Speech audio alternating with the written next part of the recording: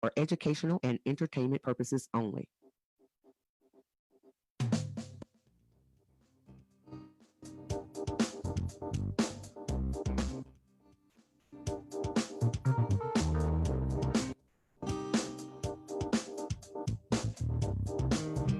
This is Amanda LaPlante, and you're listening to Get Real to Heal on KWRH 92.9 FM. And, you know, I fought with chronic mental and physical health issues for decades. I mean, massive, massive issues. And I was 50 pounds heavier, taking over a dozen medications a day, had little hope of living a normal life. And I was very, very blessed to discover an approach to medicine called integrative or functional medicine. And I'm very, very passionate about spreading the word about this.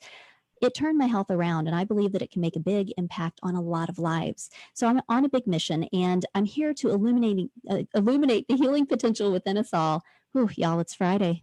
Are you excited for the weekend? I'm excited for the weekend. Potential within us all, and there is this amazing, amazing doctor here in the St. Louis area that I want to introduce you to. Her name is Dr. Kaylea Boutwell, and she is with Katalyst Pain Management and Restorative Treatment Center. Dr. Boutwell completed training and residency at St. Louis University, completed a specialty fellowship at the Cleveland Clinic, and holds four board certifications. This doctor knows a thing or two about a thing or two. And her passion for helping her patients overcome pain and live their absolute best life is truly shining. Welcome to the show. Thank you so much. I'm absolutely honored. Honored. I'm so, as am I. I met you a few months ago at a SLIM meeting. So slim.org, SLIIM.org. If y'all are listening and aren't familiar with this organization, St. Louis Institute for Integrative Medicine, it's amazing. But I met you there, and you spoke with such passion and conviction, and were so incredibly just vibrant and alive and relatable. And then I started looking into your credentials, and I thought, my goodness, this person is the whole package. She's all that and a dork too. I love that. And that yes, after my own heart. I love it so much. Yeah. So you are a Missouri native like myself, who grew up out, in the country and around horses, and have a pretty fun upbringing and a story to share. You're a specialist in pain management and regenerative treatments, and you come at that from a place of familiarity from experiences with your family and in your own life. Can you share a little bit about your story as it relates to that?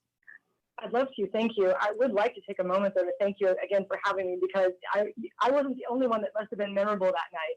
So I've been looking so forward to this, because from the moment that you actually boldly stepped forward and said, hey, I think that we're like cut from the same cloth, I have really been looking forward to collaborating with you in any possible way. So what I said, I mean that from my heart. I think that the universe is really going to keep us tethered together from here forward. So thank you for this inaugural opportunity. So similarly awesome. I want to make sure that I put that into the ethers. Thank you. I'm most grateful. And likewise. So also similar has been our upbringing. So a rural girl. One of my favorite things to talk about is how basically how traditional medicine, especially pain management, has become sort of the duct tape and baling twine of medicine. And, as you and I know, those are incredibly useful tools when they're used in the right circumstances, but for others, if we have more sophisticated ways to treat some things, or a more comprehensive or sustainable way to do it, then, shouldn't we do it that way? So I was raised in a family that knew very little about proper nutrition. In fact, for the most part, if I ever wanted to lose weight, it either meant I was going to starve myself to death, or do some weird cabbage diet, or we ate fried chicken, lettuce is fried. So even when we would go to a restaurant, they would look for something healthy. We'd ask for a bagel, and they'd say, a bagel what? Bagel bowl of grits, or bagel slab of ham. And those are my people. They still are my people. So that's not throwing shade at anybody. That's love. That's pure love. Absolutely, 100% pure love. You bet. Yeah. Especially because for them, for me for so long, getting healthy was like swimming against a current. When and it's just a lack of knowledge. It's certainly not lack of motivation. So the other thing I discovered is that it's not that they have that the skinny people of the world or the healthy people of the world have some magic willpower that the rest of us just weren't gifted with. It's just understanding that your body's chemistry set, not a bank account, and learning how to work with that. So that has been my trajectory with that specifically was born out of, growing up with a father with degenerative spine disease, which I inherited, fast forward. Competitive equestrian sports, by the way, for anybody listening, are not a great choice for people who have degenerative back conditions. But so I grew up riding everything from barrels and pole bending, egg and spoon, to actually competing on a national level. And so that was the joy of my life, but I have paid to play like so many people have. So that was probably had a lot to do with my interest in pain management to begin with, is that I could relate to those people. But I was less empathetic then than I am now, having actually had a major back injury. So I have to take a deep breath with you. It changes everything when you have that experience. It truly, I grew up with, and I think I misquoted this in my post for our promo, for the show, but so your experience with your father and his pain, and then my experience growing up, I had a grandfather who was disabled at age 41, big, strong man, bricklayer, brick mason, really. It was an art for him. It wasn't just a job, it was art. Yeah. And he did beautiful work, ran his own business, and suddenly was stricken with, peripheral artery disease and a few other things going on that resulted in chronic pain, severe pain with every step that he took. And the more that the blood pumped, the worse that the pain was. And it was just it's just horrific to watch him sit and suffer. And, we tried the pills and the surgeries and the pain pumps and all of the things. And we really did try everything. We really did try everything, except lifestyle medicine and regenerative medicine, and so many of the things that you now offer at your clinic. And so it's been amazing to have that experience myself, though, where a few years ago I found myself with multiple diseases and in pain much of the time, and really not realizing, like yourself, having grown up in southeastern Missouri myself, and eating the way that I did and living the way that I did, I just didn't realize how much of an impact that could have. So it is so different, though, when you've gone through it yourself, watching someone go through it and working with people that are dealing with it, but then having that empathy and that personal connection to go, I really understand. Absolutely, right? You literally have skin in the game at that point. And to learn something without feeling it is still entirely valid and academic. And I was very, very proud of the training that I had even at that point. But ultimately, to your point, the things that I learned there, we never had a nutrition class. We didn't have curriculum that included lifestyle medicine, I was at Cleveland Clinic. I wouldn't have chosen to be anyplace else on the planet for that training. And it was the best curriculum going at the time. And ironically, somewhat, Mark Hyman, who now has one of the most amazing functional medicine residencies on the planet. Kind of a big deal. Kind of a big deal. Came just after I left to talk about ships in the night. So ultimately, the school of hard knocks, or the school of two ruptured discs, is what taught me that I needed to do something different than what I had been taught to do. Although the other thing that I learned over time was that I didn't need to throw out the things that I was already doing either. I think so many people have this so specialized, so siloed view of, if you're this or this, if you're this or this, and then, in comes integrated medicine, where it looks at you as a system because, shocker alert, we are systems. No, yes, right. We are bigger than the sum of our parts, as long as all of our parts are working and we're addressing all of them. I talk to my parents about that, or my patients, and my parents, all of the time. All of them, yes. And actually, I've had more success with my patients than my parents. I don't know how many people that's right. Same. Right. All love. Yeah. All love. Mom. And I know, Mama, you're one of my 4 subscribers on YouTube, so I love you, and I know you're listening, so thank you. Sorry I made the comment about the fried chicken, but you even know the restaurant I was talking about. So. Hey, you know what? If they could come up with a gluten-free, healthy fat version of the fried chicken with some pasture-raised, Ooh. I mean. Girlfriend. I know. I feel like we might be onto something here. This is the dream. Something you and I could not figure out? This is the dream. We can do this. I love it. Beautiful. so that's I'll try to get kind of super quick and dirty. So long story short, pain management, loved it, owned it, needed something different, built it. Amazing. Amazing. Well, and as much as I am so passionate about functional and integrative medicine, I love it. It changed my life. However, of all the autoimmune diseases I had, one of them was only able to be treated with, the typical conventional antibiotic injection treatment for like 5 years. So your poor microbiome. I know. It's okay. I've been rewilding and working on that for a while. So, but yeah, so it really, I love when I meet someone that just really gets that it's a full spectrum approach and there's something for everyone. And we've, just got to stay open-minded it sounds like you're practicing medicine like the art that it is. I love that so very much. And I'm sure, because I know you did your homework, as far as our paradigm is 3 parts: rethink, rebuild, rejuvenate. And I love that you led with that, because when you said, I didn't know where you were going to go, when you said, I had this, my gut issues and something was only able to be solved by. And I love that for the first time, not just for me, but for a group of like-minded physicians, transformational health practitioners, I don't know if you're going to say traditional antibiotics or if you are going to say Ayurvedic herbs. And either one of those would be entirely open to. And 5 years ago, that wouldn't have been true. First of all, I don't know that I knew what the word Ayurveda meant 5 years ago. How sad is that? But fast forward, I really understand and embrace and coach and teach in our clinic that something doesn't have to come from a pill factory for it to be incredibly powerful. In fact, there's nothing more powerful than the sum of your own habits. And so if you're just doing natural things every single day, and I love to talk to my patients about the pharmacy that's in your body, that you are your own universal intelligence pharmacy.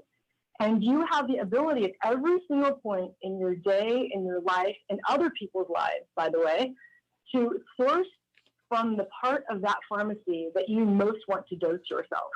So one of my favorite activities with my patients who are having a bad day is to give them my best example of that. And it's this. So I say, okay, I can tell things aren't good. I just want you to take a minute. Let's just kind of sit here. So without getting too woo-woo, right? Like, let's just, settle for a moment. And I want you to think about the most wonderful, blissful, sweet, just a tender moment in your life. You looked into your child's eyes, or, you woke up in the morning, and even before you opened your eyes, you reached over and you touched the person laying next to you, and you just loved them so much. And even the sheets feel good and they're cool, and life just feels wonderful in that moment. And I have them open back up their eyes, and all of a sudden their posture has opened, their shoulders are relaxed, their face is relaxed. And I said, you see that? That was a dose of oxytocin, and you gave it to yourself. And you can do that anytime you want. That part of the pharmacy is always open. And it's just amazing that, that we forget our simple ability to, go to the pharmacy at any time and get something that feels really, really good. And to have society teach you, anything different, or anybody teach you anything different, is just such an incredibly limiting belief. So that's one of my very favorite examples of how mindset needs to precede everything else that you do, because then you're so open to anything from, it doesn't matter if it's an antibiotic or an Ayurvedic herb, you've got a pharmacy in your body too. Now that said, we don't run around town in a horse and buggy anymore either, right? So when science and technology and other things have given us better ways to do certain things, then it makes even, less sense, unless the Saturday night in downtown St. Louis and the horse has, bows in its hair and you're on a date, then that's for fun. You can do anything you want. But if you're wanting to get from here to California to see the Pacific Coast Highway and have the breeze in your hair, I would suggest utilizing a vehicle. Different things for different things. I love that. That's a great analogy. Yeah, no, I mean, but that's a great analogy. That really drives it home. And I think that that's what helps people, to really grasp these concepts and open minds and open hearts. Um, yeah, absolutely. And I love, you mentioned that so I happen to have here, um, and by the way, anyone that's listening on air, sorry, I'm mirroring on video, but you can go and check out the video of this interview at facebook.com/getrealtoheal. And I've got the Power Over Pain Transformational Health Guide by Dr. Kaylea Boutwell. And it's fantastic. And of course, you talk in there about, your internal pharmacy, your internal chemistry, but you talk about a lot of other great lifestyle medicine points. Would you like to share a few of those with the listeners here? Sure. I tend to be a little verbose. You may have noticed already. I try to be concise. So how about if I ask what maybe stood out to you? Maybe one or two things that you thought were most interesting, and I can sort of riff for you off of that. I love that. Well, one of the things that stood out to me was activity budgeting. Yes. I thought that was great. So, like you said earlier, you in your equestrian career, you paid for some of the fun that you had, right? So you talk about activity budgeting. I thought that was a really interesting concept. Great. I was hoping you'd start there. Or any place else, really.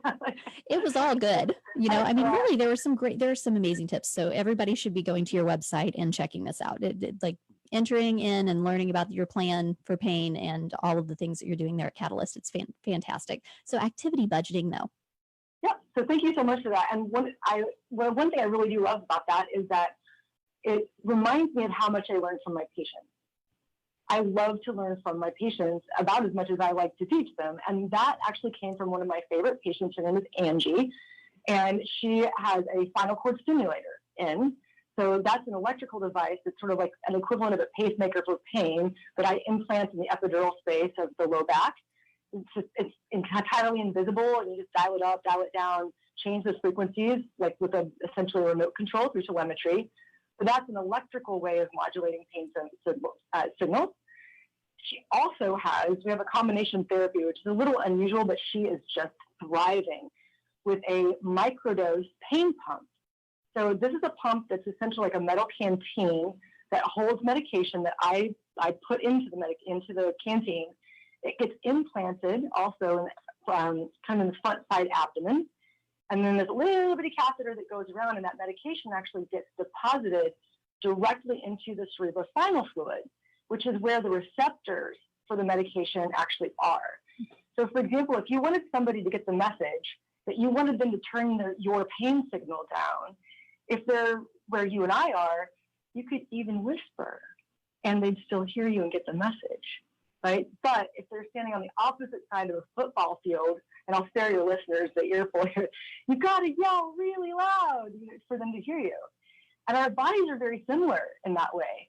So when you take medication by mouth, it has to go through your GI tract. It has to go through your, basically the process of being metabolized, sorted through, which not only takes a lot of time, but it ends up going through many, many filters before it actually lands on its intended recipient and gets the message to turn the signal down.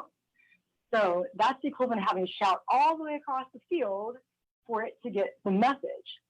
By putting these medications directly into the cerebrospinal fluid, you can give essentially the dosing equivalent of a whisper, because you can put in fractions of fractions of fractions of fractions. It's called microdosing of the same medications, because they're drifting directly onto the receptors. So whereby you don't have to go through any of the body parts to get there, and the microdose has far less systemic effects. So that's my Angie. She's wonderful. She's thriving. She was on high-dose narcotics for years and years and years. And she's hilarious. She's like, ain't nobody got time for that. And so she and I worked diligently to get her off of her oral narcotics, implanted the pain pump, and now she's more comfortable and more viable, more vital, more functional, which is what we both always wanted for her, with this microdose medication.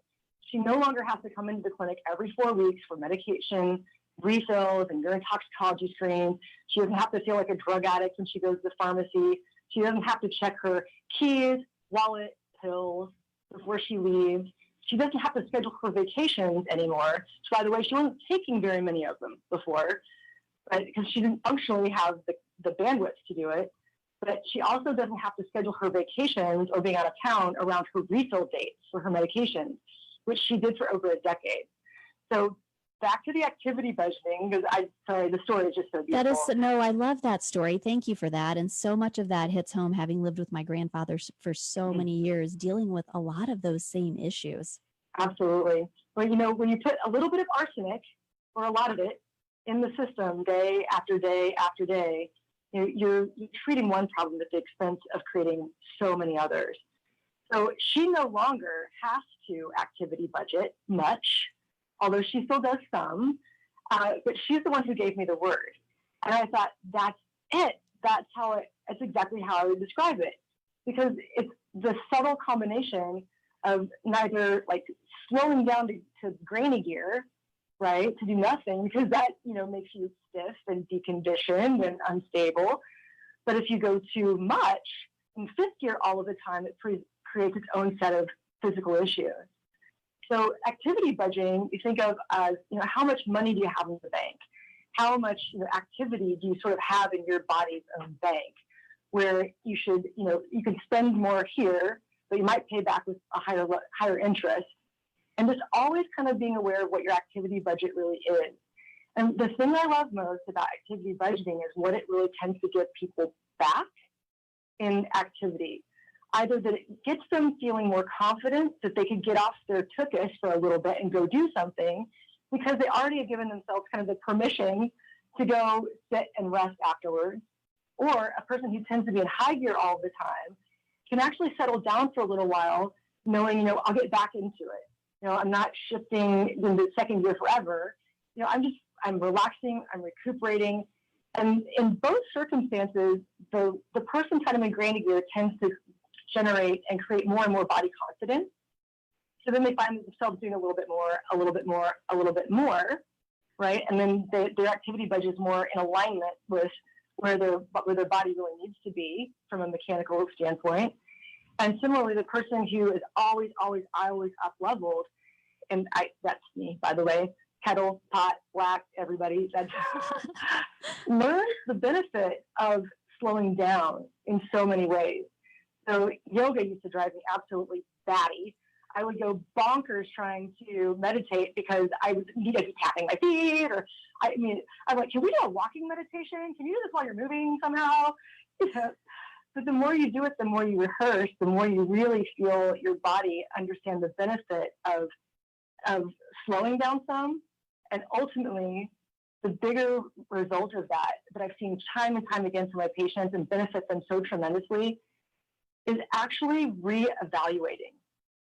I think we get so easily lulled into being who we are and how we move and all those things, that we stop actually kind of having a dialogue with our body, where part of it is listening and part of it is speaking.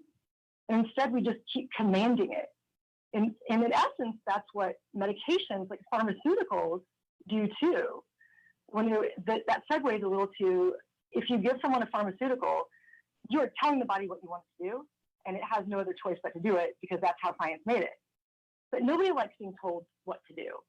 And our bodies especially, because they're a lot smarter than we are.